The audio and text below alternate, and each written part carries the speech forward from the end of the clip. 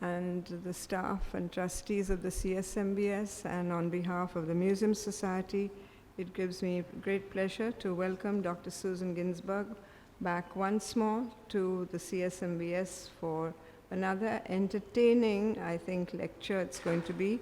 Been reading about, when she mentioned Beatrice Wood, I was a complete blank. But the more I read about her or ferreted out information and was in correspondence with Susan, I think this is what research is all about. You have to really get in there, into the museums, into the libraries, into repositories, when wonderful people like Beatrice Wood have given their entire collection, not only their home for scholarship, scholars to come and visit and study and meditate. She was a theosophist, but they're in her diaries, her telephone book. Every bit of scrap of paper, I'm told, has been given to a repository in Washington. And she was joking with me. She said, "There's a subject for you."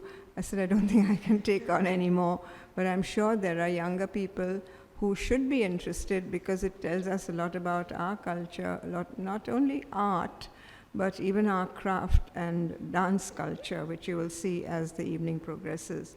So thank you very, very much for being with us today. And we're very much looking forward to your lecture.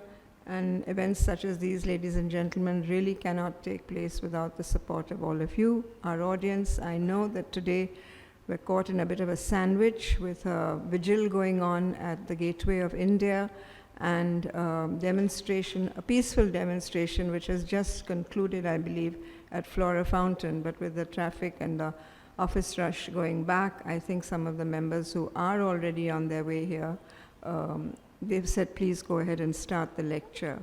But we cannot have these lectures without your support, and especially the support of our members who give us not only their presence at lectures, but encourage us to do these lectures and help us defray our costs. So I'm delighted to acknowledge the generous donation of Mr. and Mrs. Jai and Sugandha Hiremat for having supported this lecture, as indeed Dr. Ginsberg, they supported the last lecture on the Holkar family and the reference to Man Ray. So maybe we'll have a hat trick, and maybe in another year or two you'll be back, and maybe we can approach the sponsor again. But in the meantime, thank you, ladies and gentlemen. It's a very interesting topic. She was a very interesting character. But a few words about our speaker this evening. Susan Ginsberg lives in New York City. She has been teaching art history for many years at the School of Visual Arts and has worked as a curator for a number of private collections as well as advisors to investors. She has traveled widely in Europe, the Far East, and more recently in India. In the past few years, she has been studying philosophy of art and the cosmic dimension of the avant-garde in Europe and in the US.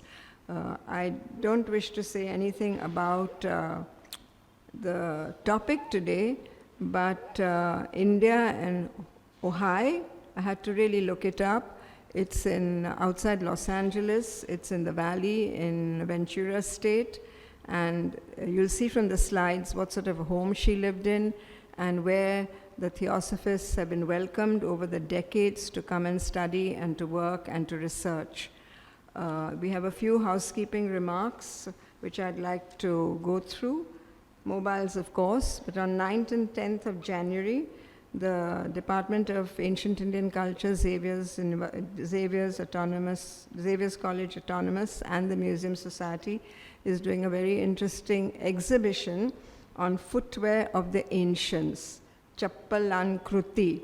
If you're free, please do come and see that exhibition, 9th and 10th. It opens on Thursday the 9th at 10:30 and goes on till 3:30, and the next day 10:30 to 3:30, St. Xavier's College. On the 13th, we have a lecture, Karigar Clinic, Creating Rural Craft Entrepreneurs by Nilesh Priyadarshi. A little different from what we've been having all along. It's to do with how craftsmen and women who are practicing their craft, but in a very ad hoc way in their villages, and just with a little bit of guidance and impetus on improving their design, how quickly they can improve their finances as well. And instead of earning, say, 25,000 rupees a year, they form themselves into cooperatives and are earning 25 lakhs a year, which is also a drop in the ocean compared to the variety of craft that we have. But please do come. Nilesh is from NID and IIM, and he's really devoted his life to helping the Karigar, and what attracted me is that it is really a Karigar clinic. On the 18th, we have a collaborative lecture with the CSMBS and our member, Dr. Daheja, who's in our midst today. It's at the Kumaraswamy Hall on Saturday, the 18th of January. It's the premiere of an animated film, My Little Krishna, and a book launch, Balagopala Stuti. And that's at 6 p.m. in the Kumaraswamy Hall. Please do come. It's a very well curated event, and I think there's going to be a dance by Dr. Prachi Jariwala as well, simultaneously. And last but not the least, for this month, we have a lecture by Mishi Saran. She'll be speaking on, well, she's taken a turn. She was going to speak only on the Parsis, but I said, that's too limited, Mishi.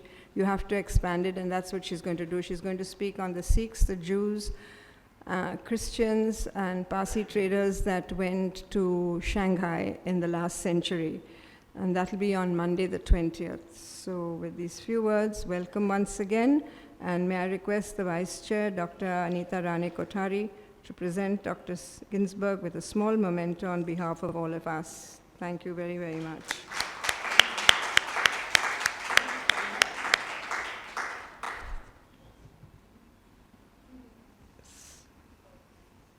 Dr. Ginsberg.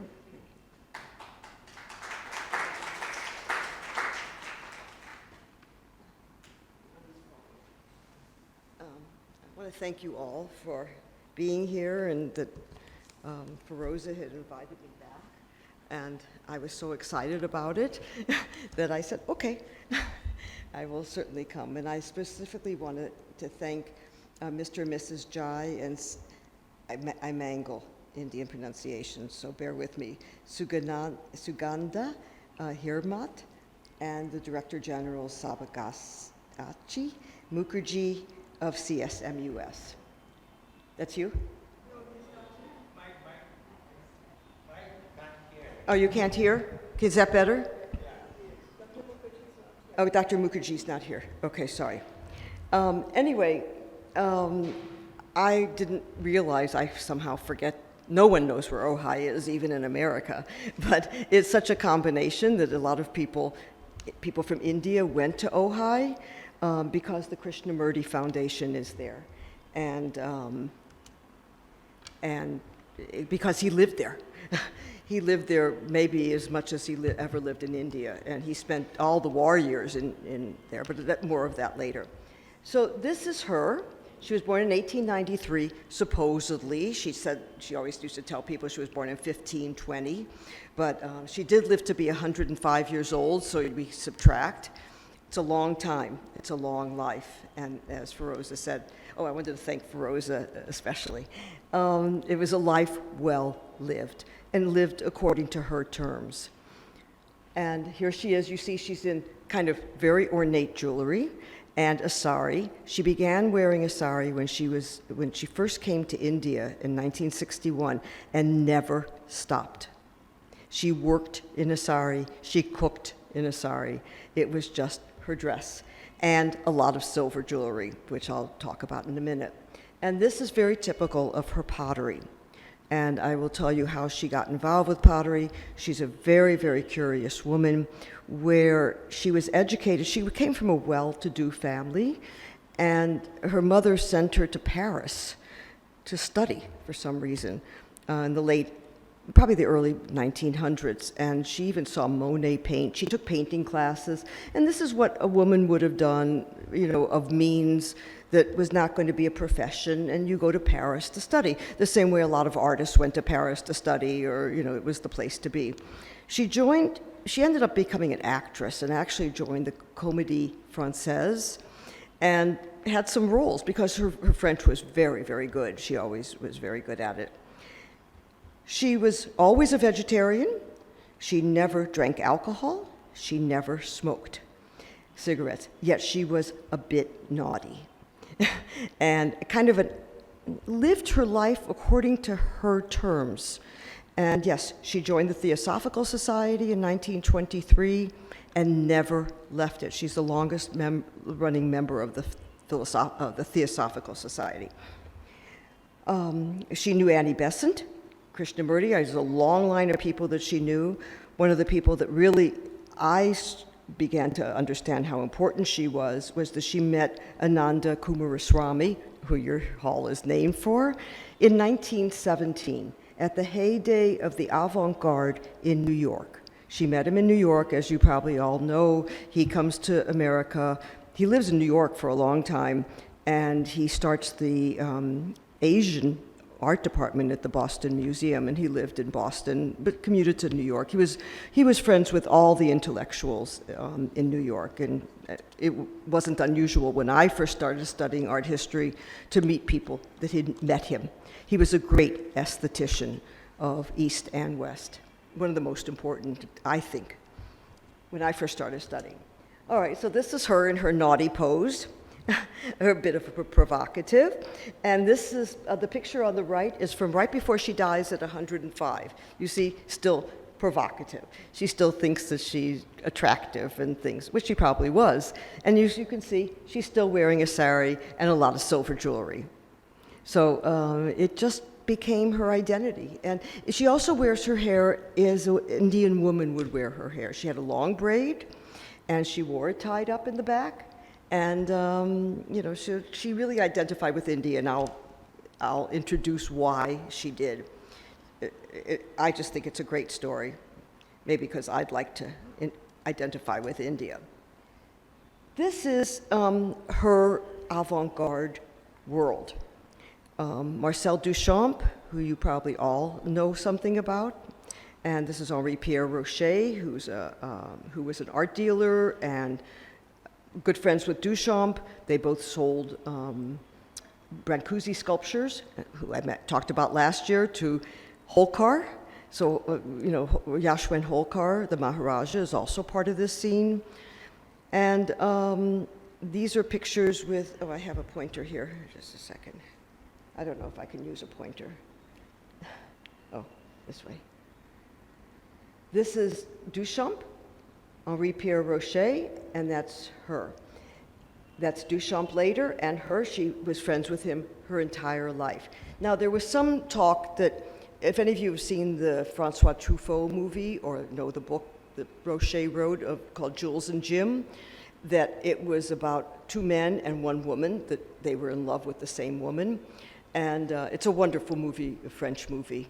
That theoretically it was about her, Beatrice Wood, but now people say it's about some German woman named Hessel, whatever, it's all in the same circle. Okay, so this is Duchamp's work that is so different than what we tend to think of as what modern art is. That different, it's different than Picasso, it's different than a lot of artists. And it wasn't until the mid-60s that people started to look at Duchamp, and he changed the way we look at art. I know it looks, if any of you don't know it, it looks ridiculous. This is just a store-bought bottle dryer that was used for sterilizing bottles, and this is called bicycle wheel. What Duchamp does, and he was into esoteric thinking. I think he must have been a theosophist himself. He was good friends with Kupka and all those people out in the suburbs of Paris. He never let on. He was certainly an alchemist, and he talked about it. But it's about how does something become a work of art? And his suggestion was the artist sign it, and then it becomes a work of art. And you put it on a pedestal, and you put it in a museum, and you say, that's art. And it's not handmade, and he said he didn't choose it because of the way it looks. It was just a thing in the world, as anything is a thing in the world. And this is going to come into Coomaraswamy as well. I think that Duchamp knew Coomaraswamy as well in New York. Duchamp comes from France, and I'm not going to give a long thing on Duchamp, and lives in New York. And he changed by the time the late 50s and not early 1960s. He's just become part of the DNA, not only in the West, China, India, the contemporary artists all have to grapple with what Duchamp did. You can't just sign an object now and put it in the museum because Duchamp did it, but it opens it up to anything being possible as a work of art. And you all probably know contemporary Indian art, and it's just huge. It's the biggest kind of revolution that there really was. Non-aesthetic. It's also, at the time, World War I is going on, and so it's anti-war, it's anti-tradition, it's just blowing a hole in that whole bourgeois tradition, which is called Dada. And he was a kind of involved with the Dadaists. And Beatrice Wood actually paid for a magazine to be published that was a Dada magazine. And it was called The Blind Man, for lack of a better thing. And she wrote, she was a great writer. All right, so one of the people that supported Duchamp was a man named Walter Arnsberg. And if any of you have ever been to Philadelphia, his collection of art was given to the Philadelphia Museum. He and his wife were great patrons. He spent his life trying to reconcile Shakespeare with, I forgot the other one that might be Shakespeare, and cryptography, and the wife was involved with theosophy. All these people, especially in New York and California, were introduced to theosophy. It was a big deal. All over the West, Western world. So this is, the Arnsbergs moved to California because all the artists started being freeloaders in their apartments in New York. So the wife said, I can't do this anymore. So they moved to California, and Beatrice Wood came out to visit. This is the seminal thing. And if you can see some of the great paintings here, this is Duchamp. This is a Salvador Dali, probably the greatest Dali painted. It's about World War II. It's called, actually it's called Boiled Beans, but it's about the destruction of World War II. And there's Matisse's, here's Brancusi again, and I don't know who that is. This is a great Matisse painting, great Matisse. And you see they have objects. At this time, people were collecting things from other cultures. We used to call them, in French, it was called primitif. In America, when I first started studying art history, we called it primitive art. You don't do that anymore. It's not primitive art. These are things made by artists. And we now call it indigenous. Then we called it tribal. Now we call it indigenous art. There's indigenous art in India, and that's made by people that have a long tradition of art. It's not the art of, well, it is in the museums, but it's not the fine arts. We used to call them applied arts or decorative arts. We don't do that anymore. It's now, art history has sort of become visual culture, and it's all of a piece. So we respect it. It has a whole new respect. And as you can see here, this is that's a Picasso sculpture, but these are African, that's African. And, the artist just copied what they saw. And, but here's a Brancusi and all this thing. So Beatrice Wood, she became, the friendship with Duchamp. In New York, she hung out at his studio, and she made some drawings and participated with them. And out in California, with the Arnsbergs, she ends up meeting, she met Krishnamurti in New York, but she got involved with the Ojai circle more. Okay. This is Coomaraswamy, who, when I was telling Feroza, when I first started studying art history in the 60s, he was in America, and he would come and we could go hear his lectures in New York or go to Boston. And he really influenced how we saw art, which is universal, the universality of aesthetics. He wrote about Christian art, he wrote about Indian art. His first book was about Shiva. He wrote Buddhist art and, just about everything. And he was really very important. So I like to use the stamps. But he's American, so India recognizes him. All right. What impresses me is I don't really know much about theosophy, but Beatrice Wood, through a friend of hers, this gentleman who was a stage designer, a director, invited Annie Besant and Krishnamurti to their apartment in New York for lunch.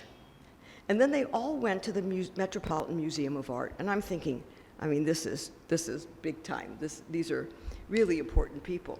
So this is a quote from Beatrice Wood, who says, Dr. Annie Besant was one of the greatest women of our age. Her soul was given over to helping mankind. She fought for the freedom of India from British rule, and she wrote books of profound depth about man and his consciousness.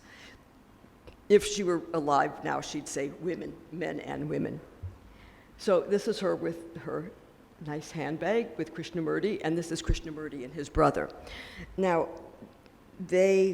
Krishnamurti and his brother was sick with tuberculosis, and he was told to take him, this is after they went to Sydney, they went to Australia, to go to California, that the climate was very good there. And they settled in Ojai. It's pronounced Ojai. It's a bit outside of Santa Barbara, if anybody's been there, in Ventura County. It's not easy to get to. It's very beautiful, and it's always been a kind of artist community. I guess, I don't know, for probably hundreds of years, maybe a couple hundred years. But it's very sedate. Santa Barbara's right on the ocean. This is not on the ocean. But it takes a while to get there, again, because like Mumbai traffic, it takes forever. So this is how the people of her life. So this is Arya Vihara in Ojai. This is Krishnamurti's house. And she, as I said, meets him and knows him from 1923 on. And she's out in California. She finally moved to California. She moved to Los Angeles and would just go to Ojai for evenings and afternoons and hanging out with the people there. She became quite good friends with a woman named Rosalind Rajagopal, whose husband, Rajagopal is what he's known for as, was the kind of the keeper of Krishnamurti. He kept all the books, he published all the books and edited them in the papers and made all the arrangements and all the purchases. He was just a huge person in this, and he was also a theosophist. Annie Besant appoints people to be with people. It was a kind of, it wasn't a democracy. So Krishnamurti was 1895 to 1986, and Beatrice Wood took a house directly across the street from this. And this is still the center of the Krishnamurti Foundation in Ojai. In 1974, she moved there permanently and built a house on the grounds about 10 miles away called the Happy Valley Foundation. Now, this is the kind of fun part. She says, during the weekends when she would just go to visit from Los Angeles, I longed to discuss such things as the third aspect of the logos or the coming of the sixth root race, but the conversations usually dealt with human affairs and activities were unpretentious and ordinary. Everybody loved board games, especially Monopoly, and Krishnamurti played, and somebody bankrupted him, and he got upset. And it's just like regular life. And the pictures of Krishnamurti in Ojai, he's watering his garden, he's cleaning the car, he's just an ordinary person in the world. But he wasn't, because people flocked to hear him speak at his camps. Like, whoops, what happened here? I leaned on it. Okay, so in 1930, Krishnamurti invited Beatrice Wood and her friend to go to a camp, as they called them. This is in Oman, Holland. This is a property that they own. And where there were going to be special meetings with him for the privileged few, and then these mass meetings where people came to just hear him speak. He was famous, I guess, all over the world, in Australia too. So she said, okay, I'll go. And it's here that she finds pottery. It wasn't until then. She was doing drawings, and she was what we would call she just had a life, whatever. And so this is Oman. And she complained she didn't get to stay in the main house. Krishnamurti put her up in somewhere else, and she complains and everything. Anyway, This is the camp in Oman, and you can see Annie Besant is there as well. It was always a campfire. At Ojai, he gave his lectures or his talks under the pepper tree. It was always called the pepper tree. And there's a pepper tree in there now on the grounds. There's about 11 acres at his foundation area. So this is what they look like, and this is him speaking later. This is the later speaking.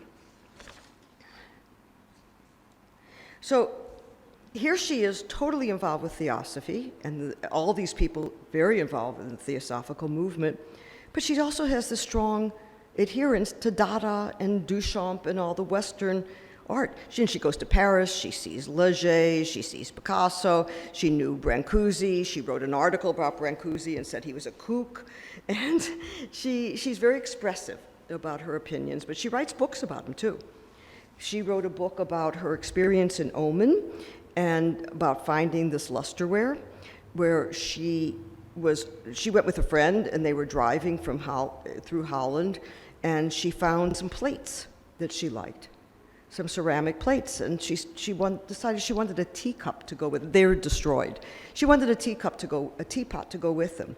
Well, she looked around when she got back to LA and things, not a teapot to be found. So she enrolled in pottery classes at the high school, at the local high school.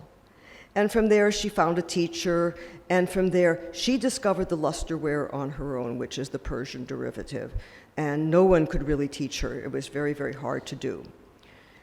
So her book about Oman is, it's called The Angel Who Wore Black Tights. She intersperses Krishnamurti's comments on freedom, fear, etc., with funny things about the trip. She's a wonderful travel writer.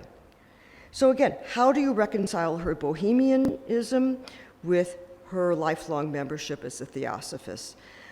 She says, you can't. There's no way. And she said it wasn't incongruous, it's just a person's life.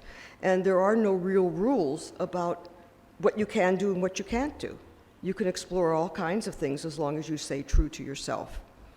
Anyway, she said that Dada had nothing to do with theosophy, but she appreciated Krishnamurti's teaching her whole life as a way to eliminate really destructive things. This is actually Krishnamurti speaking at the Happy Valley Foundation, the school founded in 1946 by Besant, Annie Besant, Aldous Huxley, Krishnamurti, and Rosalind Rajagopal. And this Happy Valley Foundation is where Beatrice Wood taught when she's in Ojai, and she left everything to them, except her papers, which are in the Archives of American Art in Washington, D.C. Okay.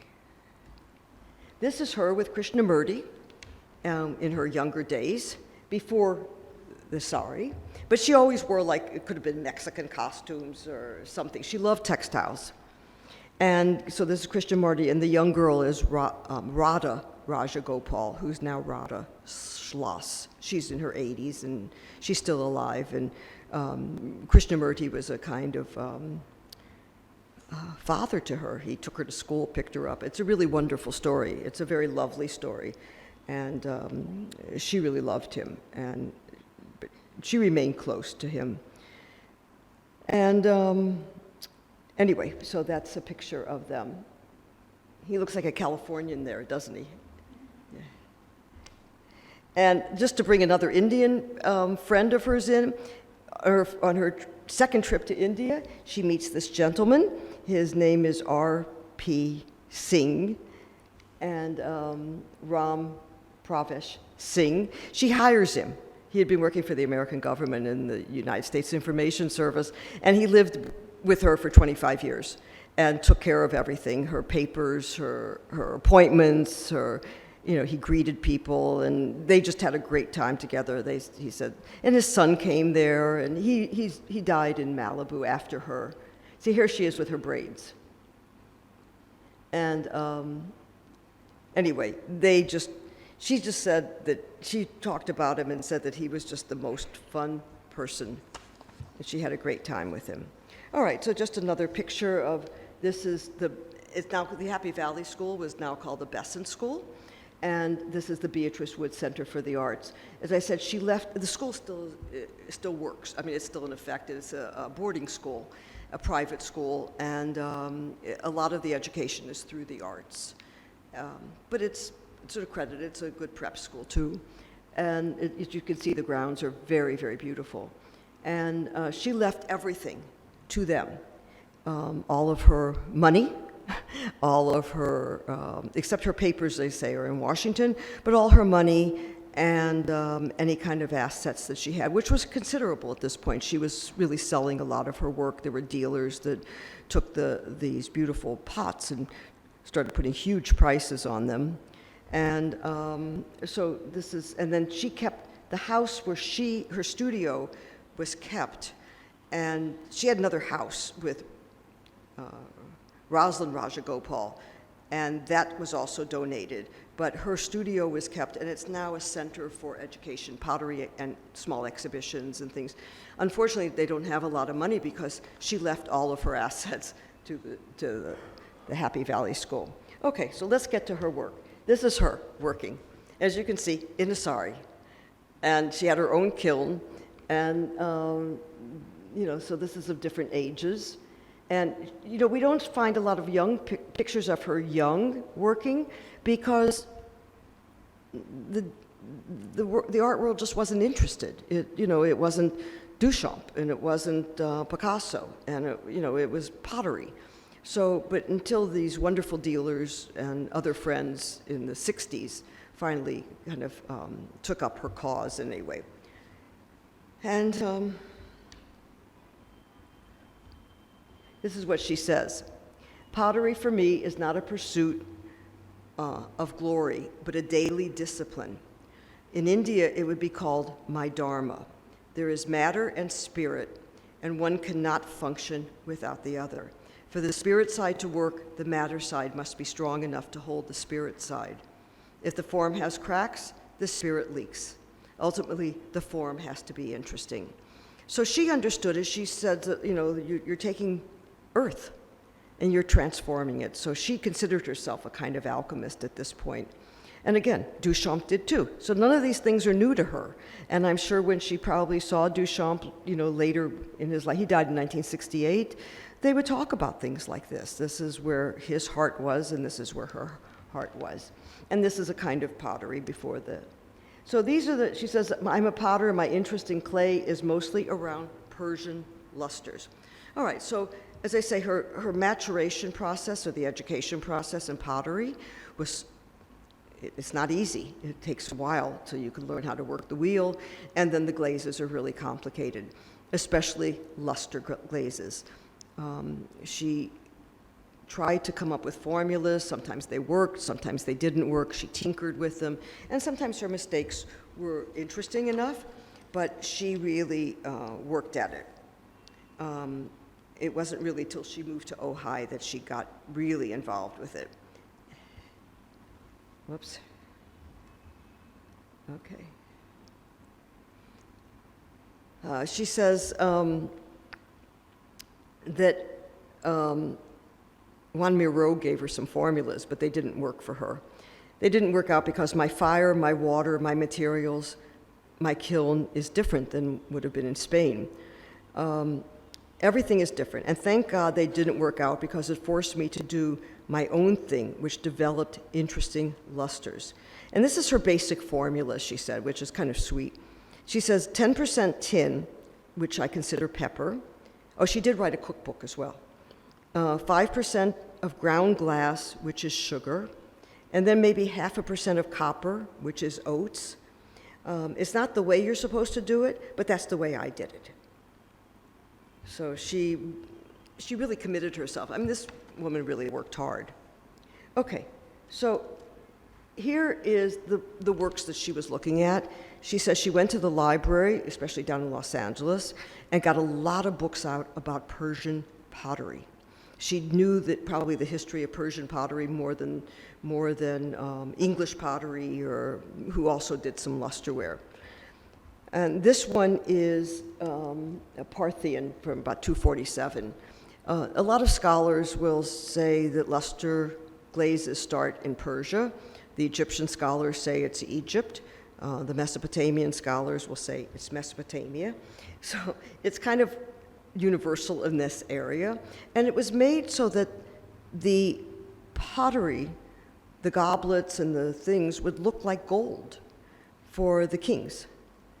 Instead of, because there wasn't a lot of gold in that area. So they wanted the things to look golden, and that's why this kind of glazes develop. So this is, as you can see, it's special kind of fine china, because I don't know if the history of pottery is really fascinating, because the Chinese understood fine porcelain. The West didn't have porcelain. Mesopotamia didn't have porcelain. Iran, Persia didn't have porcelain.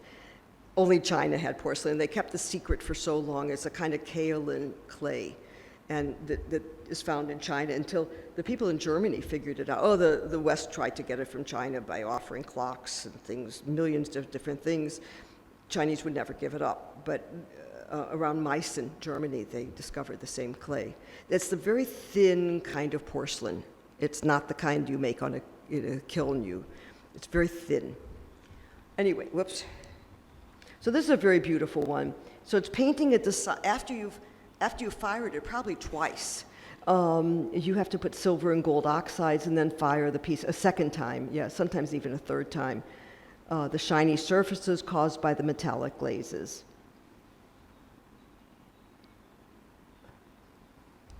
All right. The tradition, this piece is 9.5 by 4.75 inches. It was a major pottery production, Kashan, centered through the 11th century, through the 17th, and it required, again, the application of pigments. And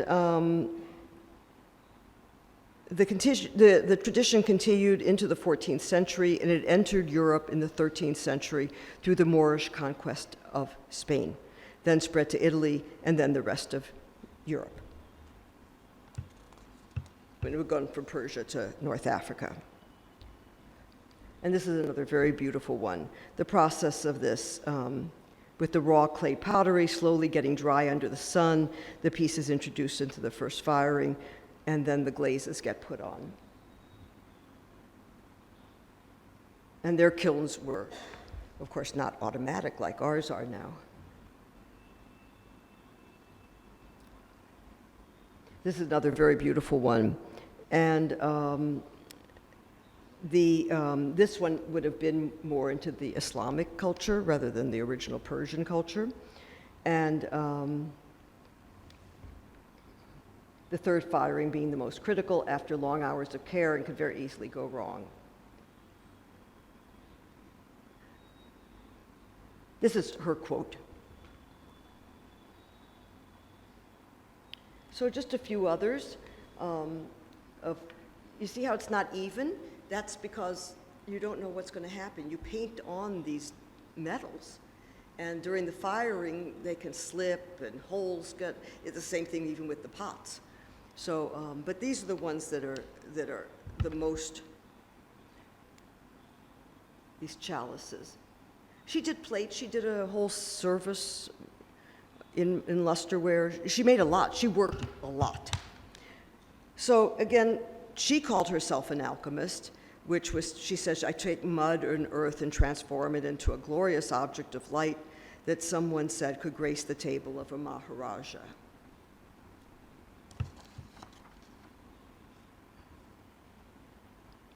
And these are her, I kind of loved it. Well, she made teapots and things in imagery of, but these are some of her formulas. You see, July 1984. So she made this piece, and she wrote down what she mixed together.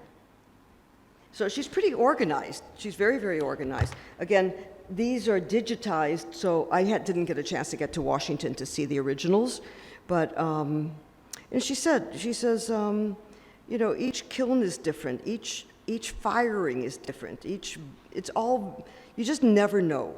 And it's full of individuality of the craftsman.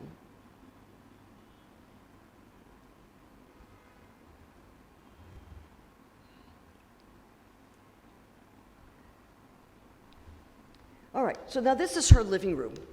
As you can see, she's a collector.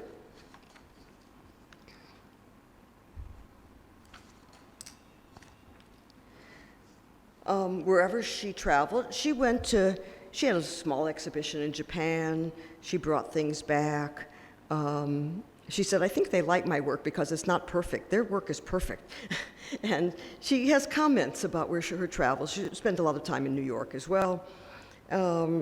So she collected things of clay figures, metal vessels, a lot of textiles, and especially from India, because she ended up coming here 3 times and spending months each time. It's not just once, you know. So she says, I'm fortunate to love all periods of art. I look at an object, and it, for me, is, if it is true, this is something Kumaraswamy would have said, I jump through centuries to the core of its beauty. In the same way, through the superficial differences of race, one can reach the substance of another human being. And this would have been a theosophical idea of the universality of everybody and the oneness of people and things like that. So you can see, this is how it started. I asked Aban, who's not here, Aban Mukherjee, if she recognized these objects. So she put me in touch with Pupil Jayakar's daughter, and I mean, it's just like a needle in a haystack. And then I realized she doesn't label anything. She's not interested in classifying it. It's only us who are interested in classifying things. The artist doesn't really care. They just want to see the object. So I'm trying to get onto her wavelength. And this is her dog, or else it was Krishnamurti's dog. He had dogs too. But you see, there's all these things, and Indian cloth, and pillows, and paintings, and of course her beautiful saris.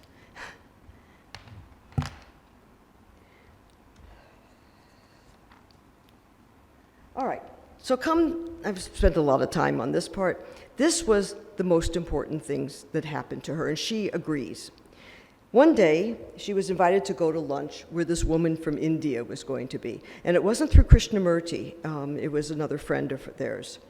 And it was Kamaladevi Chattopadhyay. And as I say, these people found their way to Ojai. This would have been in 1960. And she said they didn't get along at first when she met her. The picture on the right is taken at Beatrice Wood's studio.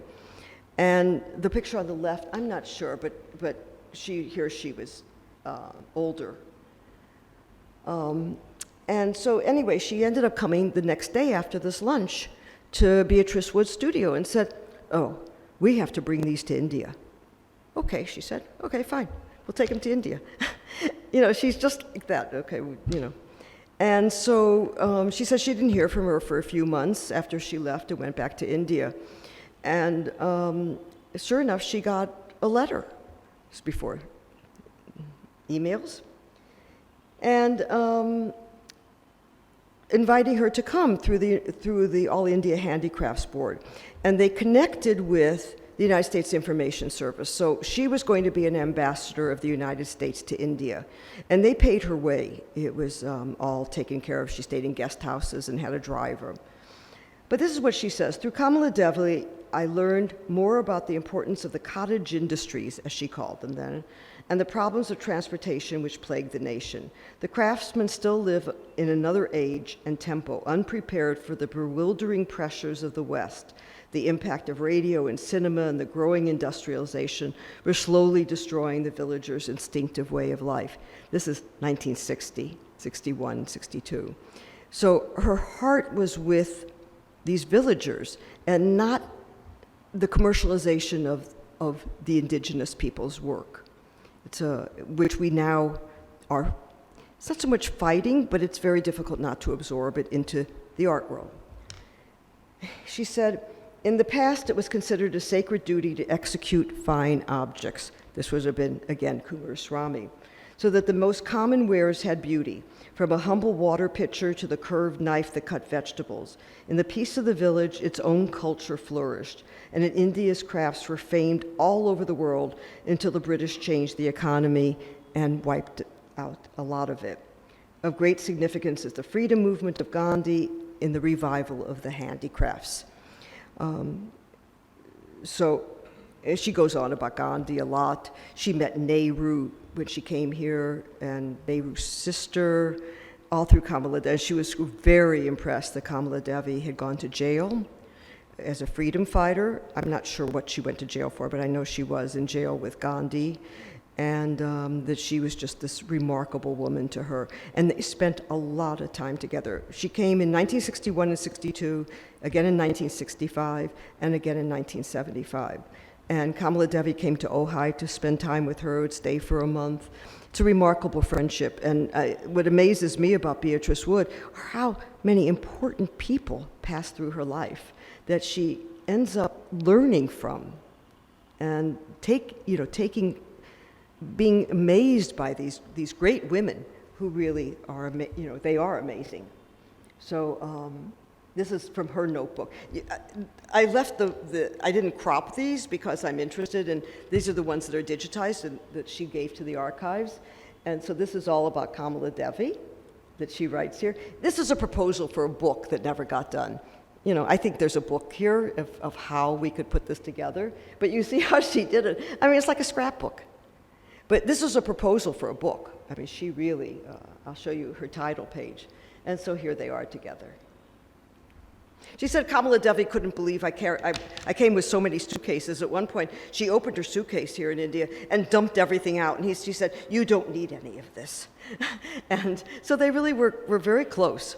And the next great woman, is Rukmini Arundale. And this would have been through Theosophy. She spent a lot of time with her in Ojai, and that would have been the connection then with Krishnamurti, and at Adiyar down in Chennai. She went there, she hung out with her. She says, they slept, and they would get up in the morning, and they giggle like young girls and exchange. They're really close friends. And through Rukmini, she learned about the revival of Indian dance, and that's what Rukmini did. It had been sort of pushed aside, and I guess it was sort of non-existent for a while. And Rukmini started the classical Indian dances back. There's a school to learn them, and it still exists in southern India. The term Bharatnatyam was introduced in the mid-30s by Sri Krishna Iyer, and later spread by Rukmini Arundale, which is Bhava, Raga, Tala, and Natya put together. So Beatrice Wood spends a lot of time at the school. She says she tried, but she couldn't do it. She was very interested in the makeup, in the costumes, the textiles, and just a great appreciation for everything Indian.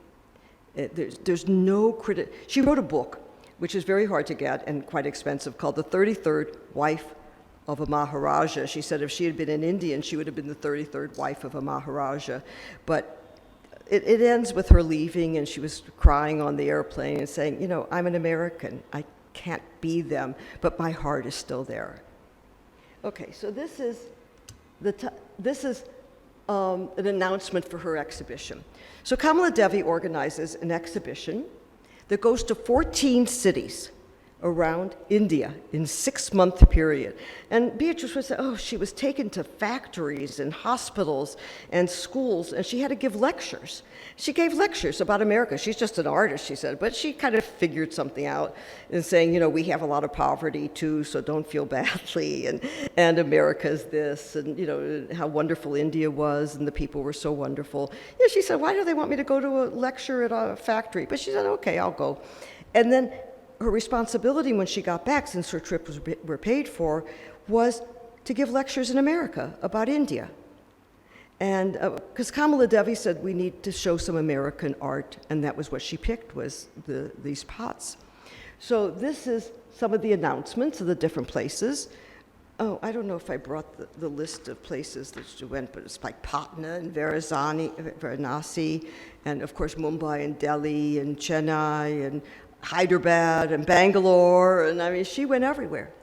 And she marveled at the way that they packed the works here and unpacked them for the exhibition. There were about 85 objects. So here she is with And I don't know if I've written his name down. I forgot his name now. You might all know him. He was some important politician here in Mumbai. This is from the exhibition in Mumbai. Notice all the jewelry. Anyway, this was a catalog that they made for the exhibition. And this is just amazing me. India is such a young country at this point. You know, you might think, oh, India, you know, what is it, 1947? So in 1961, planning this in 1960, it's like, you know, just like that nothing's really settled, it's all becoming. And yet they go out of their way to do this. And this was Kamaladevi's thing, but she must have seen something really significant in all of this. So this is her catalog that was published by the All India Handicrafts Board. This is also, she had all this. All her books went to the Archives of American Art. No, they would have gone to the school, but these kind of things. So here she is with some of her, as they call it, products, and art in clay, and written about her.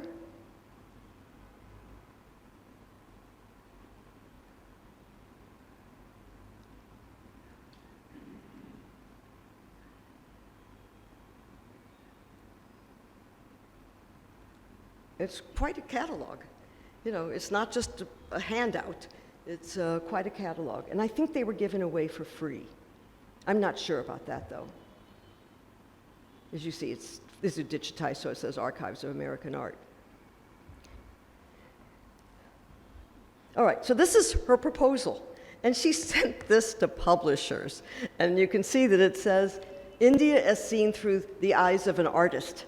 Beatrice Wood with her address in Ojai and the date. And this is her introduction. She said, I'm not interested in the history. I'm not interested to classify it according to date. This is the work made by people.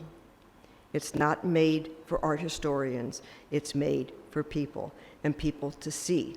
And she made a comment at one point in seeing it being made that there was a priest, she said, who bowed down in reverence. She said, I could only bow down to beauty. So she's not really adopting a religion, and she's a theosophist. And with time for contemplation, art was a way of life. Beautiful objects were made for the home, and the craftsman had a high place in the social structure. Now silver necklaces are being melted to buy aluminum coffee pots, and weaving has jumped from the hand loom to the machine. It's historically important, therefore, the crafts of the tribes, the indigenous people, as we say now, and villages be treasured and recorded. There was no computer. She did learn to use a computer, but these are typewritten. And I mean, it's so amazing to me. So she just said that these crafts or these objects were the genius of India. So these are some of her photographs. And these are the ones, these pages have been digitized, but there's, these are all from 1965, not from the time of her exhibition. She applied for a Guggenheim grant to go back. She said she wanted to write a book about the so-called tribal arts of India. And she bought a camera. She didn't know how to use it. In fact, she never changed the f-stop, so all the pictures are taken at the same exposure.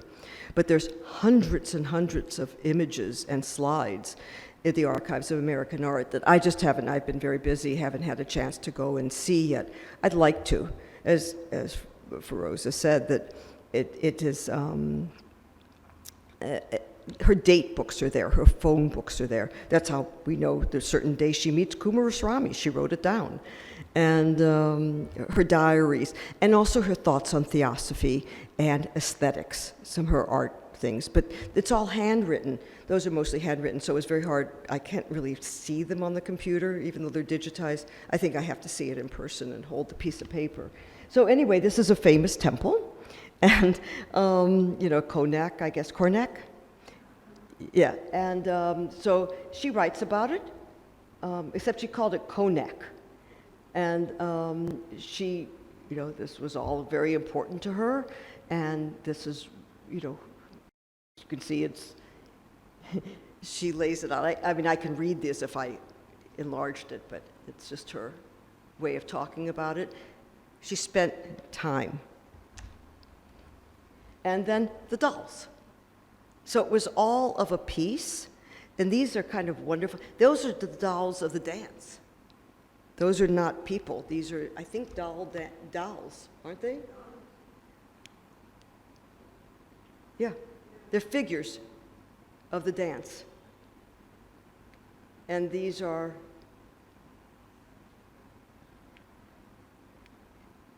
this is a figure too. This is not a person playing the thing. This is, and she just was amazed by these objects. She had, when she was a kid, she said she had a doll collection, but she said, oh, these things just surpassed anything that she could have had.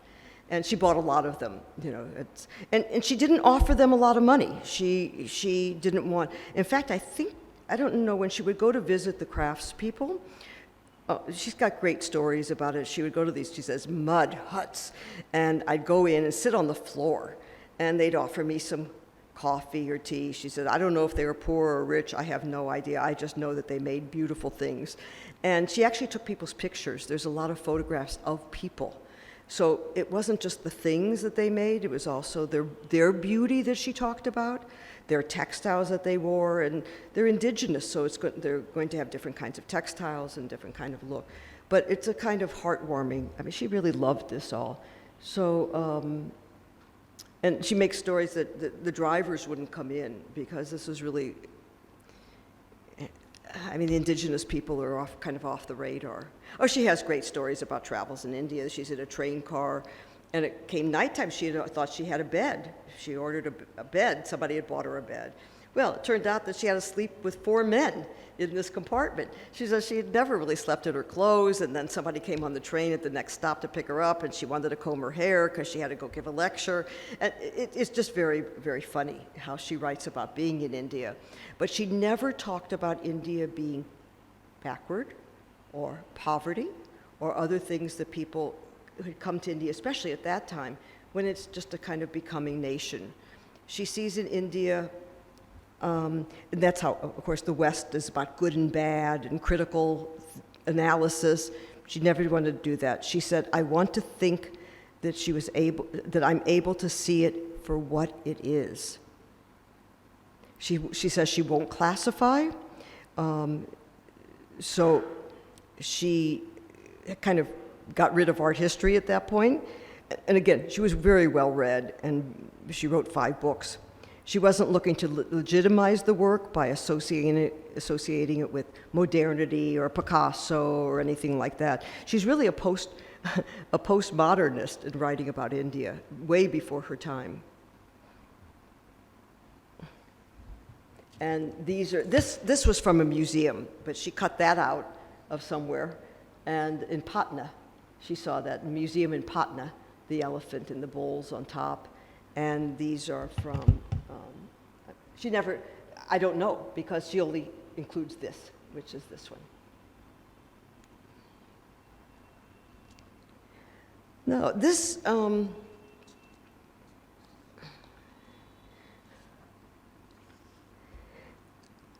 this is a purchase, this is Tamil Nadu, and she talks about seeing these kinds of ceramic objects when you enter a village. They could be at the beginning. This one happens to be from a roof. And this one is from an exhibition that was in Washington called Aditi. And I didn't realize there were a number of very large exhibitions brought to America to, I guess, promote Indian art or something. I'm not sure why. Nowadays, we would look askance at this as a kind of neo-colonialism of bringing the things that are sacred or that are local or that are prized by one culture and put them in a museum in another. It's like a dislocation, and we call it neo-colonialism, and it takes away its authenticity. She was only worried about it being authentic. So this is from an exhibition of Aditi, and it was put on a roof. It's only 12 inches high. It was for the parents of a sick child would put it up to protect the child. It's 12 inches high. But she took a picture of something very similar as you see. That's her picture. These are all hers. Small village, there are figurines, see, on the roofs. Maybe they were gods, I don't know. That wasn't what she was trying to look or to classify. Oh, I better hurry. Okay, so here's more of her pictures. And these are more of her pictures. Now this is from an exhibition that was at the Museum of Modern Art called Textile and Ornament in 1965. And Pupil Jayakar was the contact on that. She was on all these exhibitions. And the one, Museum of Modern Arts, was Robert Irvin, who, Feroza informed me that she was a very important scholar here. Now these are Beatrice Wood's. And Museum of Modern Art will tell you where they're from, what's the date. She doesn't tell you any of that. She's not interested. She's just interested in what they look like and how beautiful they are. She says this is real beauty. This is where beauty lies. And these are all hers as well. She saw a lot. These are from the Museum of Modern Art catalog because they're much, the production is better than hers. I don't mean to be critical, but it's the same thing she's photographing. These are hers. And this is a fascinating series that she did about the dance and the makeup and preparing the dance. And again, she went through America. I don't know how far where she went, probably Chicago and New York, and gave lectures on all of this. That was her responsibility, and she loved doing it. And she told funny incidences, but she showed these things. She has slides, and she showed it. And coming from an artist, I think I'm very impressed by it. These are very impressive to me. Okay, this is the Museum of Modern Art catalog. You see, it tells you what you're looking at. It tells you all these things. It's from the 17th century. It is quite remarkable. And these are hers. There wasn't one bit of indigenousness, I can't say it anymore, art that didn't interest her. Fabric, pottery, metalwork, paintings on banana leaves and silk, and see how beautiful. Her pictures are pretty good. And this is the Museum of Modern Art. I brought these because this is what she wore. So. All right, and I brought this. I saw an exhibition of his in New York. He's a very fascinating artist. And these are the kind of things that she saw in villages. So, okay. And this is her plate, and this is her photograph. But she can't do the religious part of it, and she didn't want to. These are some of her funny objects that after she was in India, she starts making these weird objects. And everybody said they're terrible. She said, I don't care. I just want to make them. And, but some of them have some of the kind of figures with multi-arms and stuff, you know. Okay, and then this, just to end with this, this is Coomaraswamy's definition of art is not specifically Indian in nature. He's more classical. I mean, it's more Platonic idea that during the greater part of the world's history, every product of human workmanship, idol, embroidery, or a shirt button has been at once beautiful and useful. And so I said, I think what I'd like to do is more research on Coomaraswamy and how as I said, we all loved Coomaraswamy and how he thought, but the art world has gotten very commercialized and it's all about commodification, which has nothing to do with the spirit. And as you see, she talked, you needed the spirit and you need the materials. And so she says that the pot is the form of a goddess in India. The clay, this is somebody said the clay could be Shiva's lingam, the water is the container of this, and this is the exhibition of Aditi. Said that the potter is called Prajapati, the wheel in action in India, it is Vishnu's chakra, and the wheel of eternal law. She understood, by the way, that the wheel, she would mention the potter's wheel is like the Dharma wheel. She was an artist, She wasn't trying to be a religious person or to tell you a philosophy. That was Krishnamurti's domain. Krishnamurti was very influential to her, too. I mean, she had amazing people. I mean, can you imagine a life like that with these real heavyweights, the women, the men? And she was, as I say, a little bit naughty, and she contradicted them.